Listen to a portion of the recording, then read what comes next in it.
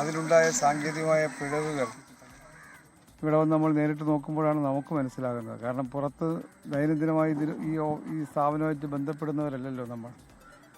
പഞ്ചായത്ത് അധികൃതരോട് പഞ്ചായത്ത് പ്രസിഡന്റുണ്ട്, വൈസ് പ്രസിഡന്റുണ്ട്. സംസാരിച്ചപ്പോൾ പഞ്ചായത്തിന് ലൈസൻസ് കൊടുത്തിട്ടുണ്ട്, പക്ഷെ ദൈനംദിനമായിട്ട് അവർ അതിനകത്ത് പരിശോധന നടത്തുന്ന രീതിയല്ല, അവർ കാണുന്ന ഒരു കേന്ദ്രമല്ല. എന്തായാലും വളരെ വളരെ ഗുരുതരമായ ഒരു സംഭവമാണ് നമുക്ക് കാണേണ്ടി വന്നത്.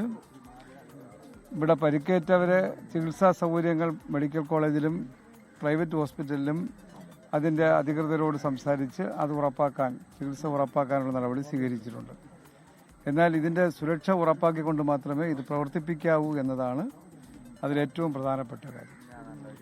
ഇതിൻ്റെ മാനേജ്മെൻ്റ് എന്ന് പറയുന്ന ആൾ ഒരു മാനേജറെ ഫോണിൽ വിളിച്ച് ബന്ധപ്പെട്ടിട്ടുള്ളതല്ല. അതിനപ്പുറത്ത് ആരാണെന്ന് 5 വർഷം എനിക്കും അറിയാൻ കഴിഞ്ഞിട്ടില്ല, എൻ്റെ ഓഫീസിനും അറിയാൻ കഴിഞ്ഞില്ല. മുമ്പൊരു സംഭവം ഉണ്ടായപ്പോൾ ബന്ധപ്പെട്ടപ്പോൾ ഉള്ള അവസ്ഥ അതാണ്.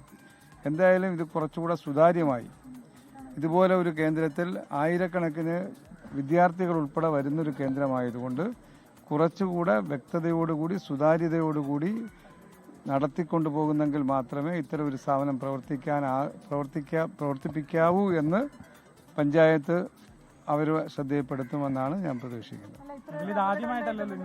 അതുകൊണ്ടാണ് അതെന്തായാലും അത്തരത്തിലുണ്ടായ സംഭവങ്ങളുടെ വീഴ്ച നമുക്കിപ്പം വീഴ്ചയായിട്ടല്ലേ കാണാൻ പറ്റും, അല്ലാതെ നമുക്ക് അതിന് പരിഹാരം കാണാത്ത ഒരു സാഹചര്യത്തിൽ നമുക്ക് വേറെ ഒന്നും പറയാൻ പറ്റില്ല. അതെ അതെ.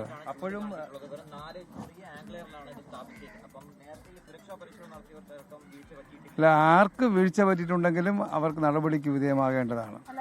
അതിലൊന്നും യാതൊരു നമ്മൾ ആരെയും ന്യായീകരിക്കാനോ ആരെയും സംരക്ഷിക്കാനോ നിൽക്കുന്നവരല്ല നമ്മൾ ഒരിക്കലും. കാരണം ഇതുപോലൊരു സ്ഥാപനം നടത്താൻ വേണ്ടുന്ന സുരക്ഷാ സൗകര്യങ്ങൾ ഉറപ്പാക്കിക്കൊണ്ട് മാത്രമേ ഇനി പ്രവർത്തിപ്പിക്കാവൂ എന്നതാണ് വ്യക്തമായി പറയുന്നത്.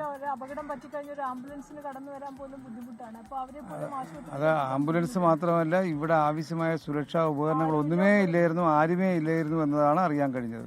നാട്ടുകാർ പറഞ്ഞത് ഇവിടുന്ന് അപകടത്തിൽ പരിക്കേറ്റവരെ കൊണ്ടുപോകാൻ നമ്മുടെ ഈ ആധുനിക കാലഘട്ടത്തിൽ ഉപയോഗിക്കുന്ന ഒരു വാഹനവും ലഭ്യമായില്ല എന്നുള്ളതാണ് അറിയാൻ കഴിയുന്നത്.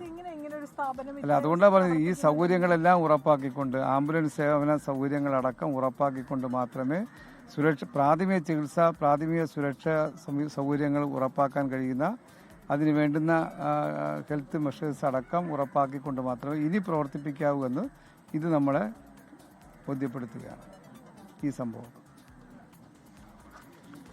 ായിരുന്നു അദ്ദേഹം ഈ അപകടമുണ്ടായ സ്ഥലത്ത് നിന്ന് നടത്തിയ പ്രതികരണത്തിലാണ് നമ്മളിപ്പോൾ കണ്ടത്. അദ്ദേഹം മുൻ മന്ത്രിയായിരുന്നു, ഇപ്പോൾ സ്ഥലം MLA ആണ്. ഈ മുൻപും ഇവിടെ അപകടങ്ങൾ ഉണ്ടായിട്ടുണ്ട്. അപ്പോഴൊന്നും ഈ ബന്ധപ്പെട്ട അധികൃതരെ, ഈ പാർക്കുമായി ബന്ധപ്പെട്ട അധികൃതരുമായി സംസാരിക്കാൻ പോലുമുള്ള ഒരു സാഹചര്യം ഉണ്ടായിട്ടില്ല എന്നാണ് അദ്ദേഹം പറയുന്നത്. പക്ഷേ അതിലൊരു പ്രധാനപ്പെട്ട കാര്യം, മുൻപും ഇത്തരത്തിലുള്ള അപകടങ്ങൾ ഉണ്ടായിട്ടുണ്ട്, അപ്പോഴൊന്നും വേണ്ടത്ര പരിശോധന ഭരണ സംവിധാനത്തിന്റെ ഭാഗത്തുനിന്ന് ഉണ്ടായിട്ടില്ലേ എന്നുള്ളൊരു ചോദ്യത്തിന് കൃത്യമായിട്ടുള്ള മറുപടി നൽകാനും മുൻ മന്ത്രിക്ക്, സ്ഥലം MLAക്ക് സാധിക്കുന്നില്ല.